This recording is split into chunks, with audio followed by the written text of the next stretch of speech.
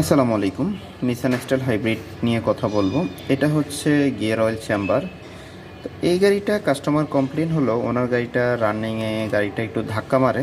অনেক সময় উনি চালায় এসে ব্রেক করলো, পরে যখন উনি গাড়িটা ব্রেকটা ছেড়ে দিল গাড়িটার সামনে মুভমেন্ট হয় না, গাড়িটা দাঁড়ায়া থাকে। অ্যাক্সেলারেশন দিলে গাড়িটা একটু ধাক্কা মেরে সামনে অগ্রসর হয়।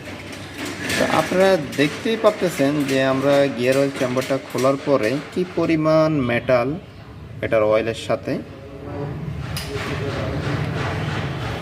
আমি আপনাদেরকে ক্যামেরাটা একদম ক্লোজ করে দেখাচ্ছি, দেখতে পাচ্ছেন প্রচুর মেটাল। তো আপনারা জানেন যে আমরা হাইব্রিড নন হাইব্রিড সব ধরনেরই কাজ করি এবং আমরা গিয়ার বক্সগুলো রিপেয়ারও করে থাকি। আমাদের কাছে স্পেয়ার পার্টসও অ্যাভেলেবেল আছে। জাপানি রিকন্ডিশন গিয়ারবক্স এবং ব্রেন্ড নিউ, সেই সাথে আমাদের কাছে আছে ব্রেক বুস্টার এবিএস মডিউল। আমাদের কাছে রিকন্ডিশন এবং ব্রেন্ড নিউ দুইটাই আছে। আমি নিজেও নিশান প্যাসিফিক মোটরসের সার্ভিস টেকনিশিয়ান ছিলাম, পাশাপাশি অটোমোবাইলসে ট্রেনিংও করেছি। আপনাদের হাইব্রিড নন হাইব্রিড নিয়ে যে কোনো ধরনের সমস্যা AM ক্যাপিটাল অটো সলিউশনে যোগাযোগ করতে পারেন।